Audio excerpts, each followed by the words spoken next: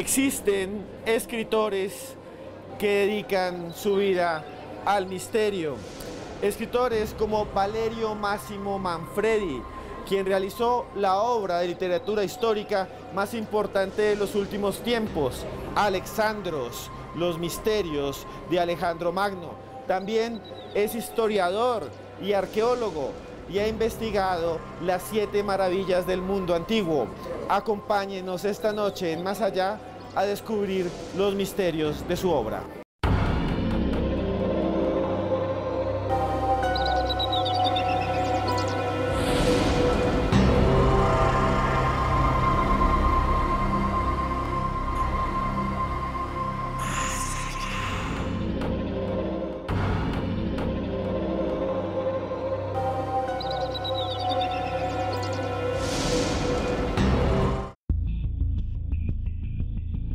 Existen hombres que indagan entre las ruinas del espacio y el tiempo. Arqueólogos, exploradores y caminantes de la palabra como Valerio Massimo Manfredi. Nacido el 8 de marzo de 1943 en Módena, Italia, Manfredi es uno de los escritores de misterio más reconocidos del mundo. Su trilogía Alexandro se mantuvo en las listas de los libros más vendidos del New York Times durante años.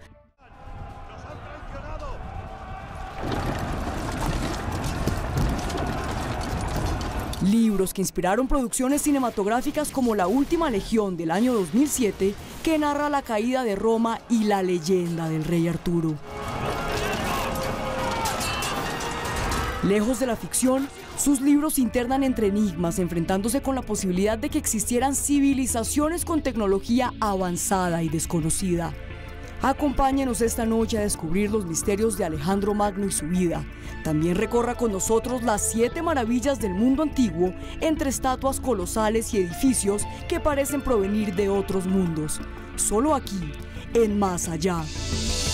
Muy buenas noches. Para mí, hoy es un día especial, porque voy a entrevistar a uno de los escritores que más he seguido a lo largo de mi vida, en búsqueda de la historia, en búsqueda del misterio, y es nada menos que Valerio Massimo Manfredi, el escritor de la saga de Alexandros y de muchas más. Muy buenas noches, maestro. Buenas noches. ¿Cómo está usted? Muy bien. Digamos que yo utilizo siempre la melatonina cuando viajo a gran distancia, y así no sufro el jet lag. Muy bien. Maestro, usted antes o al tiempo que es escritor es arqueólogo. Militante. Militante. ¿Cómo mezcla la arqueología? ¿Cómo llega usted a la escritura y a la arqueología desde joven? ¿Cómo empieza? Bueno, la arqueología puede ser también una, digamos, una sorgente de inspiración, ¿no? Porque la arqueología es la descubierta pura, porque cuando estás trabajando con la tierra en las manos, ¿no? Con los instrumentos, y ves algo, ¿no? Puede ser un fragmento de cerámica, puede ser una parte de una inscripción, por ejemplo, ¿no? Puede ser una impronta. Yo me recuerdo a Lavinium, que es una antiguísima ciudad. Estábamos haciendo la excavación de la base de una cabaña. Estos elementos se quemaban de vez en cuando, o casualmente, o por razones de tipo higiénico, ¿no? Para matar los parasitas, estos. Y después le reconstruían utilizando el barro, ¿no? El barro que se secaba como revestimento, ¿no? Y yo me di cuenta que el barro, que la cabaña se había encendida y el barro se había consolidado. Así he visto las improntas digitales de los hombres de 3000 años atrás que habían plasmado el revestimiento de la cabaña. Se veían sus improntas digitales. Es una emoción, ¿sabes? Porque te pone tu mano sobre la mano de un señor que vivió 30 siglos antes. Son cosas que dan inspiración. Y usted con esa inspiración escribe historias tan fabulosas como la de Alejandro Magno, la de Alexandro, que fue su gran libro, y muchos más. ¿Cómo llegó usted a encontrarse con Alejandro Magno? De verdad, parece un poco, como decir, simple, pero fue una idea de mi editorial. En un momento yo no me sentía mucho de hacerlo, porque digo, bueno, es una parte de historia y después la cuenta como una ficción, ¿no? O vas a inyectar adrenalina, sexo, etcétera, etcétera, como se escribió en un periódico inglés, en el New York Times, no, en el Times de Londres, diciendo, pero no es solo esto, es mucho más la narración de Manfredi. Y lo escribía un gran científico, una profesora de Oxford. Así me lusingo mucho, de ser sincero. Lo que se pasó es que yo no quería de tomar una parte de historia. Historia es el tentativo del género humano de construir una memoria común. Y por esto la historia tiene el peso de la prueba. Tienes que demostrar lo que escribes. No puedes simplemente, ¿no?, abillarlo, adornarlo con otros elementos. Pero la memoria se convierte en identidad. Así que nadie puede vivir sin memoria. Nadie puede vivir sin identidad. Por esto la historia es una actividad delicatísima, porque memoria y identidad son elementos básicos de la mente y de la formación de un hombre. Así que a quel punto me digo, tengo que trovar un punto original, porque Alessandro el Grande, sí, bueno, ma ¿por qué? ¿Por qué? ¿Y por qué tenemos necesidad una otra vez de hablar de Alejandro? Para que esto se imponga y se presente como una obra que te fascina, pero al mismo tiempo que te hace comprender por qué este hombre fue un grande. Tienes que haber una idea original. Y la idea original que me vino en mente fue: Alejandro no fue grande porque conquistó un gran imperio. No fue grande porque venció grandes batallas. No fue grande porque acumuló un tesoro enorme, sino porque pensaba en grande. ¿Y cómo lo demostramos? Examinando lo que se quedó, lo que dejó Alejandro como herencia cuando se murió. Es decir, una civilización que hoy día llamamos helenística. La gran biblioteca, 1 millón de libros, al punto que cuando una nave entraba en el puerto, como pago por la impuesta portual, debían permitir a un inspector de la gran biblioteca de salir, de entrar a bordo y controlar si había libros que faltaban en la gran biblioteca. Y en este caso la llevaban a la gran biblioteca, hacían una copia y restituían el original. Todos estos libros lo llamaban fondo de las naves. Todos los libros que se habían copiado, reproducido a bordo de las naves que frecuentaban el puerto. Alejandro fue el padre de todo esto. El museo, que no era un lugar para mostrar, hacer exhibiciones de estatuas, de pinturas, no. Era diferente. El museo es la prima institución de investigación pura. El faro, una torre de 132 metros de alto.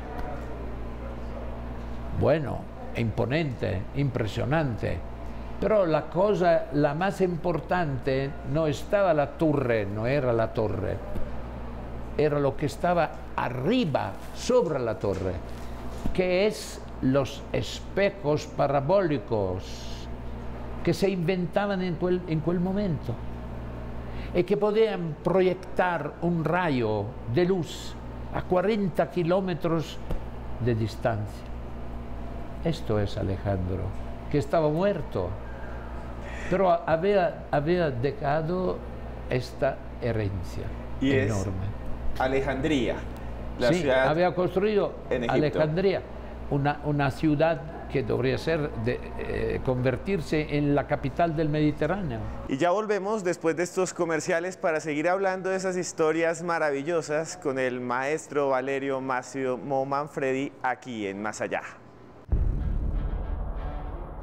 Alejandro de Macedonia, Alejandro Magno o simplemente Alexandrus fue uno de los hombres más enigmáticos de todos los tiempos.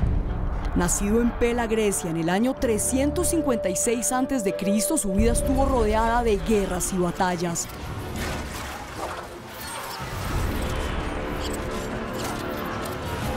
Fue educado por Aristóteles, uno de los filósofos más grandes de la historia. Se coronó rey a los 20 años y guió a sus ejércitos más allá de las fronteras de su mundo.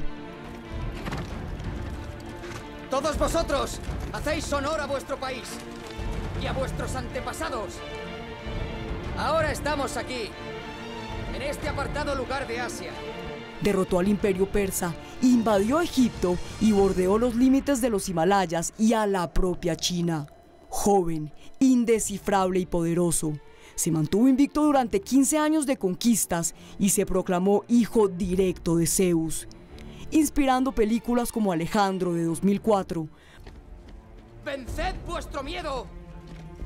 ¡Y os prometo que venceréis la muerte! Fundó 60 de 70 ciudades a través de la actual Turquía, Irán y Afganistán. Historiadores afirman que en las montañas de Chitral, en Pakistán, habitan los Kalash, los últimos descendientes de sus ejércitos.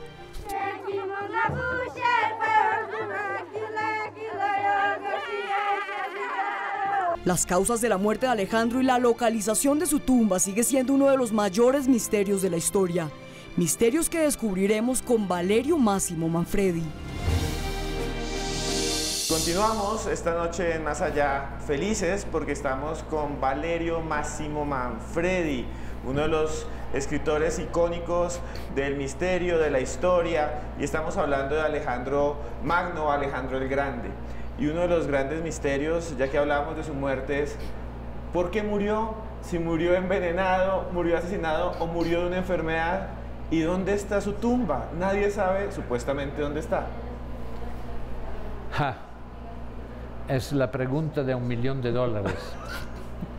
Pero hay muchos médicos, se dice médico en español, bueno, que se diletan, que se divierten a hacer una diagnosis a un paciente que está muerto de 2300 años. Inmediatamente después de su muerte se empezó a manipular el cadáver.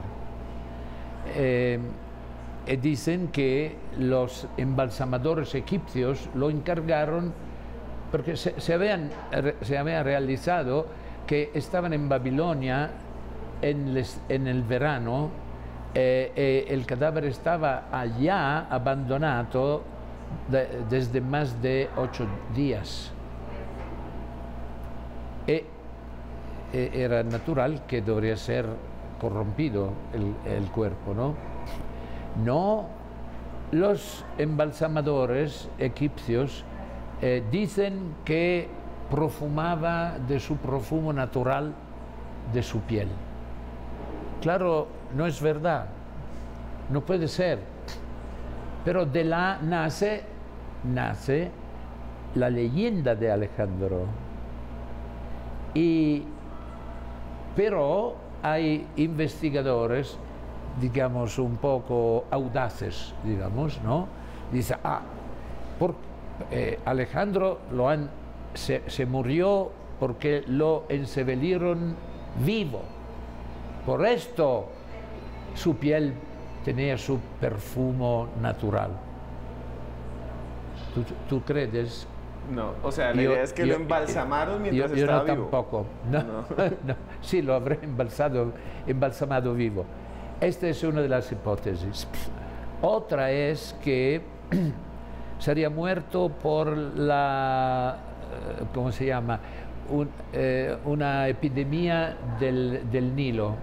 Se manifiesta con la muerte de los pájaros, porque es como el huésped intermedio. Hay un punto en la vida de Alejandro para Plutarco que dice que se ven pájaros precipitar del cielo a los pies de Alejandro.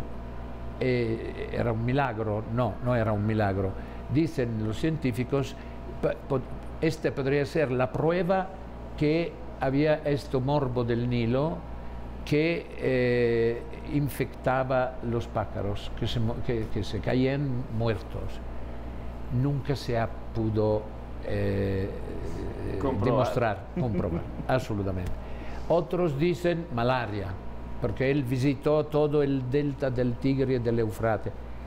No puede ser, porque para contraer la malaria tiene un decurso muy largo. La muerte fue casi instantánea.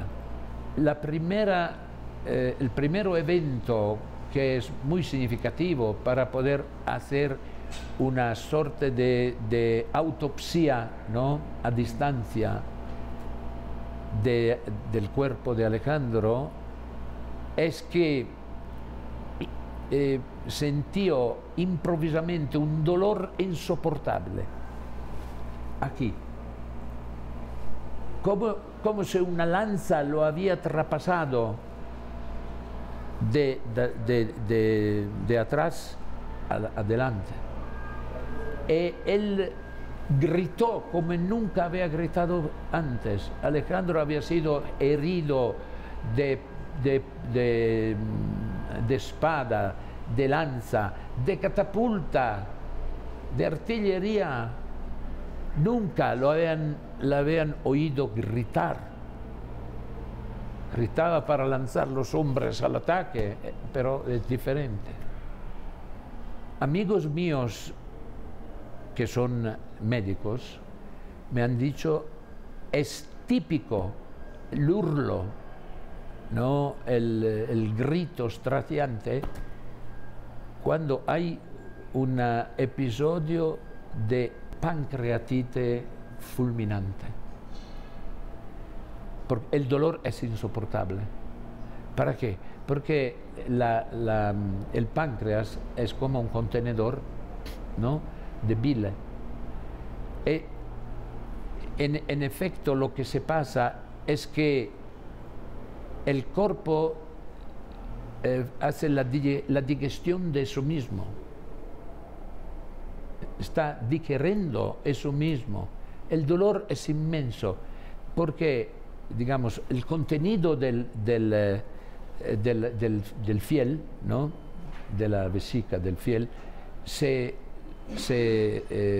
sparge todo intorno y el contenido del intestino se versa en la cavidad abdominal con un dolor insoportable, con fiebre altísima. Esto también es un síntoma de lo que mató a Alejandro. Cada día tomaba un baño frío porque el calor era insoportable, porque la fiebre era altísima. La fiebre alta puede ser útil cuando se trata de matar una infección bactérica, pero en un caso como esto no es posible. La leyenda de Alejandro empieza inmediatamente después de su muerte. Se difunde la voz de estos eventos casi milagrosos y nace la leyenda. Plutarco dice que todos los pueblos enviaron representantes para reconocerlo como el rey de todos. Y hay muchísimos episodios que hacen de Alejandro un ser superior. Ma siempre cuando se muere un grande se verifican manifestaciones milagrosas. Cuando se murió César, la misma cosa, ¿no?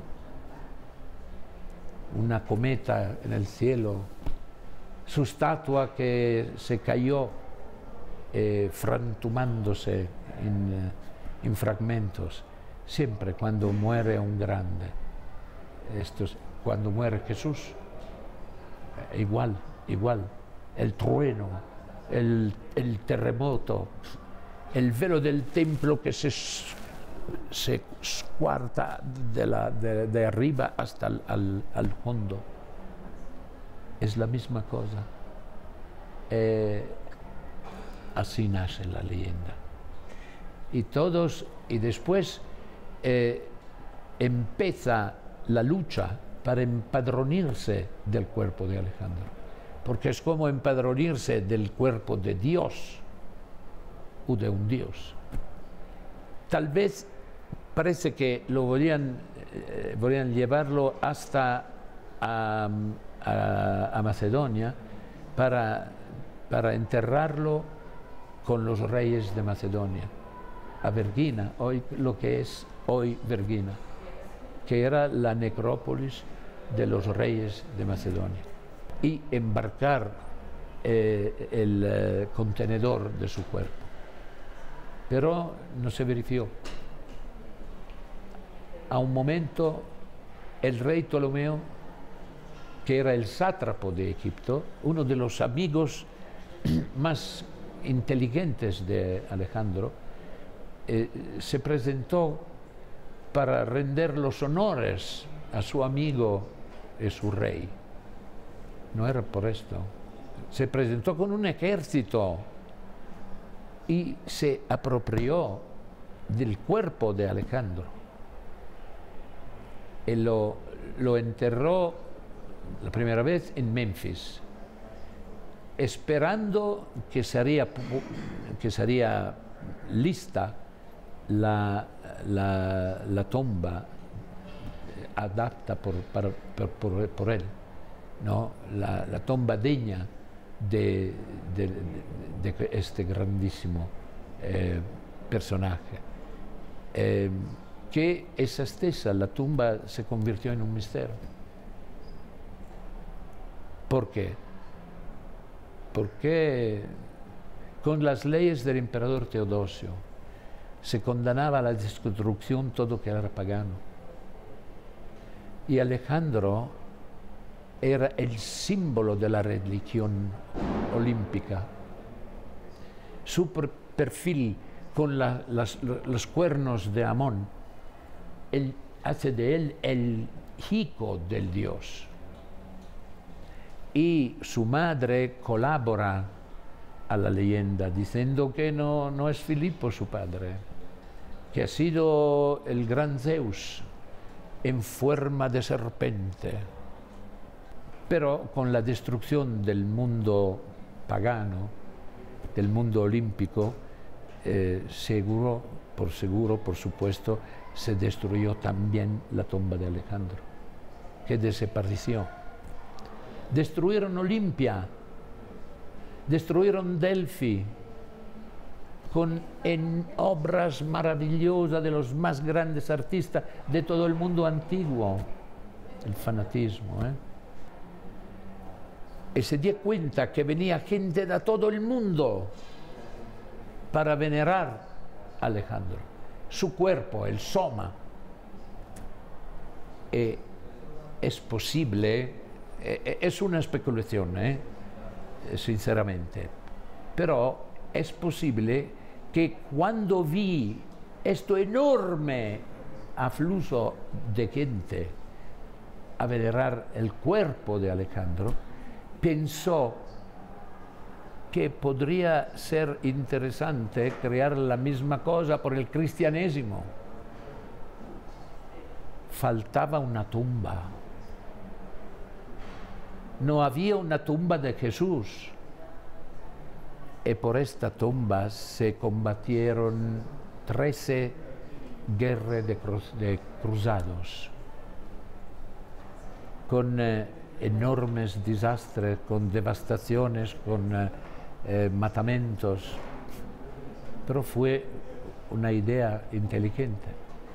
Y ya regresamos con el maestro Valerio Máximo Manfredi.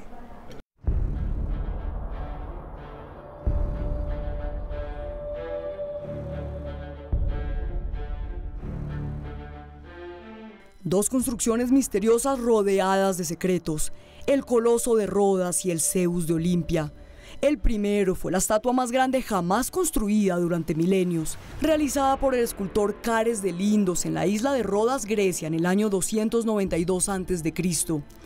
Las descripciones sobre sus dimensiones desafían toda lógica. Se estima que pesaba más de 30 toneladas y tenía una altura de más de 30 metros. Barcos y carabelas se deslizaban entre sus pies y era visible a kilómetros. Un desafío descomunal para los ingenieros de su tiempo, quienes debieron llevar al límite su tecnología para construir una obra de tal magnitud. Durante siglos, docenas de investigadores han buscado las ruinas del Coloso, pero han fracasado. Al parecer, sus vestigios siguen ocultos entre las aguas de la antigua ciudad, luego de que fuera destruida por un terremoto en el año 226 a.C. Cerca estaba Olimpia, la ciudad de los santuarios, de los Juegos Olímpicos, la ciudad de los dioses. Y en el centro de Olimpia había una estatua que hacía temblar a todo el que la mirase. Construida con oro, piedras preciosas y marfil, la estatua de Zeus parecía poseer un poder hipnótico que designó su propia destrucción y ruina. Una obra reseñada por docenas de sabios que la consideran una de las maravillas del mundo antiguo. ¿Cómo se construyó el Zeus de Olimpia? ¿Y cuál fue su destino? Lo discutimos aquí, en Más Allá. Y continuamos en esta noche en la que hablamos con el maestro Valerio Máximo Manfredi. Dentro de sus excavaciones, dentro de sus investigaciones arqueológicas, ha investigado las maravillas del mundo antiguo. Maestro, ¿qué podemos contarle a la gente, por ejemplo, de algo tan fabuloso como el Coloso de Rodas o los jardines de Babilonia? Es la superstar, el Coloso de Rodas. Sí, ¿de qué se trata? Para que lo conozcan todos. Me recuerdo que leí, empezando a escribir este libro, leí las fuentes técnicas para darme cuenta de cómo se podría enalzar, levantar una estatua, la más grande de todo el mundo, 32 metros de alto, sin tener los medios tecnológicos que tenemos hoy día. Bueno, era muy difícil, dificilísimo. porque es el lenguaje tecnológico. Y el autor de este libro porta el nombre de un ingeniero muy famoso en la antigüedad, tal vez por darse más importancia. Pero me recuerdo como la más grande dificultad para traducirlo en toda mi vida, porque se ha perdido el lenguaje científico de los antiguos, de los helenísticos. Pero extremadamente interesante, sobre todo por dos estatuas que eran, digamos, entre las maravillas del mundo: el Coloso de Rodas y el Zeus de Olimpia, que es impresionante. Los dos son impresionantísimos. ¿Por qué? Porque el autor del Coloso de Rodas se llamaba Carete de Lindos, Caretes da Lindos. Era ¿cómo decir? Un ayudante, un colaborador, un pupilo del grandísimo Lisipo. Lisipo era el único escultor del cual Alexander se dejaba representar. Solo él, como escultor Lisipo, como pintor Apelles. Solo estos dos hombres podían hacer el retrato de Alejandro. ¿Se dice retrato? Retrato. Retrato. Bueno, el discípulo fue demasiado presuntuoso frente al maestro. No solo intentó emularlo con una estatua igual de dimensión como el Zeus de Taranto, que Lisipo había construido. Pensó no solo de hacer una dimensión parecida a la del Júpiter de Taranto, obra de su maestro Lisipo, haciéndola no el doble, el triple, una dimensión tripla del Zeus de Taranto, es decir, 36 metros de alto. Pero había un problema. Carete sabía muy bien que en esta zona había terremotos violentos. ¿Cómo puedes conservar en pie un gigante de 36 metros con los terremotos? Zona sísmica, se dice hoy día. Bueno, pensó de reforzar las piernas del gigante con piedras y cemento. Esto le habría dado más estabilidad. No es verdad. ¿Por qué? Porque una estatua de bronce, con una estatua de bronce se puede realizar no importa qué movimiento. Creo que todos conocemos el discóbolo de Mirone. Tenemos una copia en el Museo Vaticano, nella qual se vede la postura, que es extremadamente audaz, que toca tierra solo con la punta del pie. La mano está toda en alto con esto, tiene el disco para lanzarlo. Es en el momento en el que rueda eso mismo para lanzar, imprimir la fuerza al disco. Esto significa que la estatua, la copia de mármol que tenemos, es la copia de un original en bronce. El bronce soporta la torsión, soporta posiciones muy audaces. Pero Carete, replendo, se dice replendo, ¿Reforzó? sí, las piernas del gigante con piedras y cemento eliminó la elasticidad del bronce. Y cuando se verificó un violentísimo terremoto, indovina dónde se fracasó el gigante, a sus rodillas. ¿Por qué no soportó la solicitación?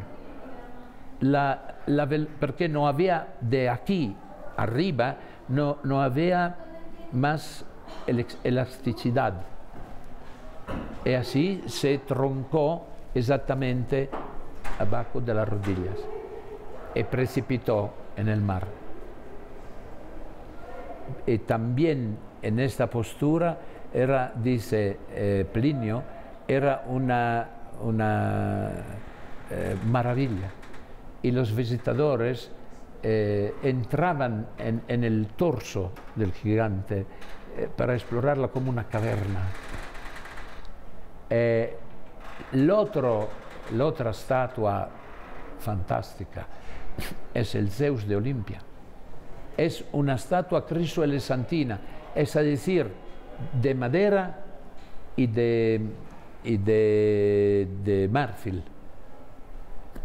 Lavorius dice marfil. Bueno, es alto 8 metros más o menos. Es enorme. Y bueno, el problema era cómo podemos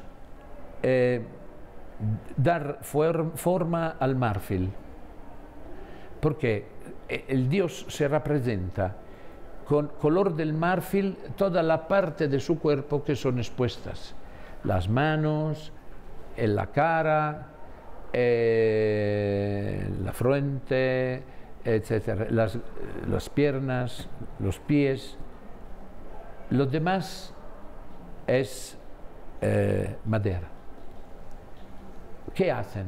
Por ejemplo, yo no puedo trovar un dente de elefante tan grande da poder esculpir todo el brazo.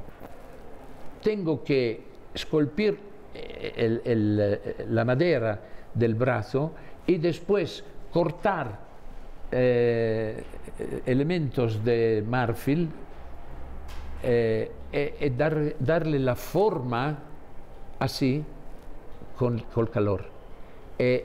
Así que el marfil es un revestimiento. El problema es que toda la estatua es como digamos, un elemento estático de madera que más o menos representa el cuerpo de la estatua. Pero después lo revesten con oro por todas las otras partes, la cabeza, las armas, todos los elementos de decoración son todos en oro. Los zapatos. Pero, ¿qué pasa cuando la temperatura es muy caliente y después es fría? La madera no mantiene la forma porque se reduce con el frío y se dilata con el calor. A quel punto, dilatándose, todo el revestimiento de marfil explode. Y fue ese tal vez el fin de esa maravilla que sí, fue la estatua de Zeus. Sí, pero ¿qué pasa?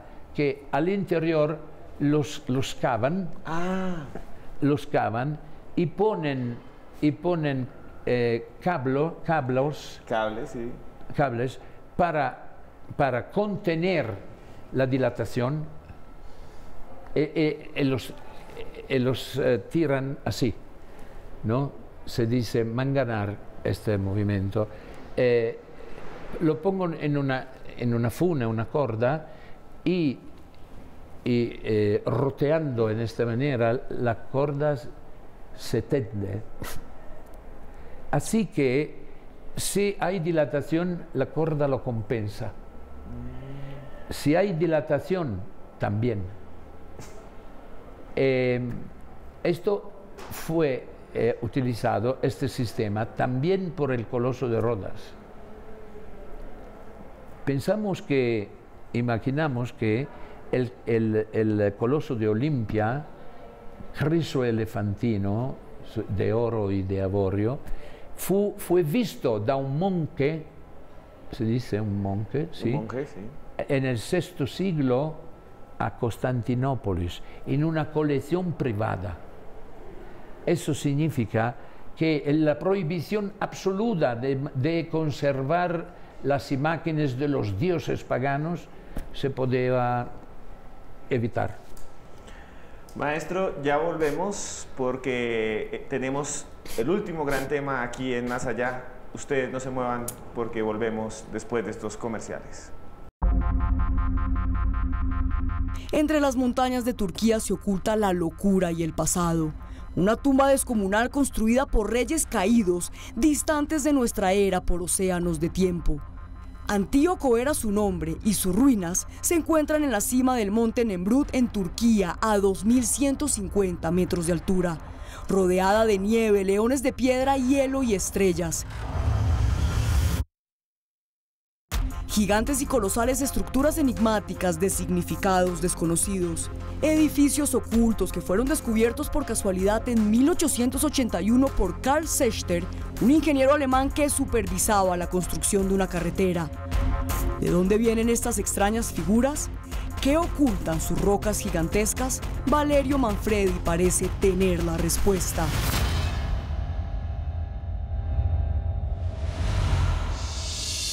Y continuamos en Más Allá, en esta noche en la que exploramos las maravillas y los misterios del mundo antiguo. Hay una tumba que hoy está en Turquía, en lo que hoy es Turquía. Antes era parte de otro mundo. Es la tumba del rey Antíoco I. ¿Por qué es tan extraordinaria? Bueno, en tanto es importante saber que esta no es parte de las 7 maravillas del mundo antiguo. Pero el editor le gustó muchísimo las imágenes que vi, la reprodució como una octava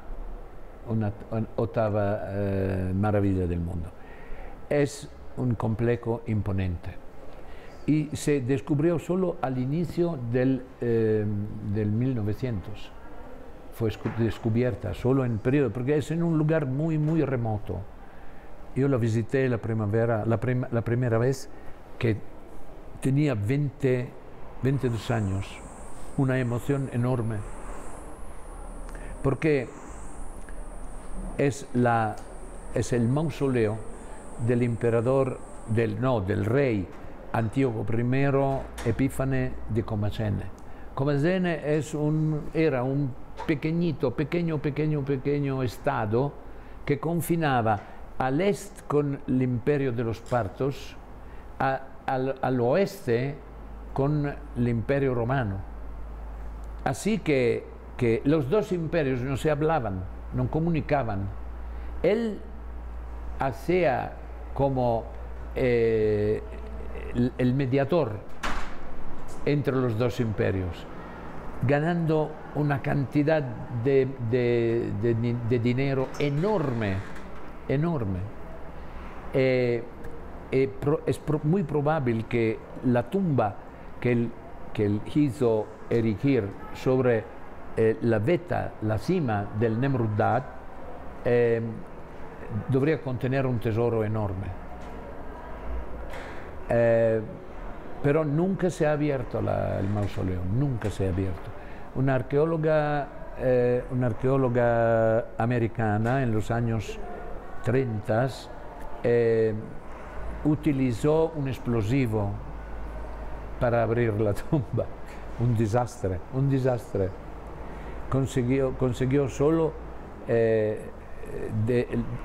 hacer colapsar parte de la pirámide de pedals, como se dice, de saxos, que rotularon a la base. Perdió parte de su altura, 4 o 5 metros o más. La sombra de la montaña cubría en el espacio de un día toda la extensión del reino. Toda la extensión del reino. ¿Qué había arriba? Había esta pirámide de forma cónica que cubría probablemente la tumba, y había 7 y otros 7 colosos asisos en trono.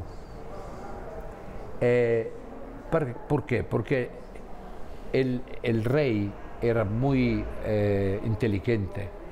Se proclamaba descendiente de los dioses, descendiente de Alejandro Magno por la parte de madre en Occidente, y descendiente de los Aqueménides por el oriente.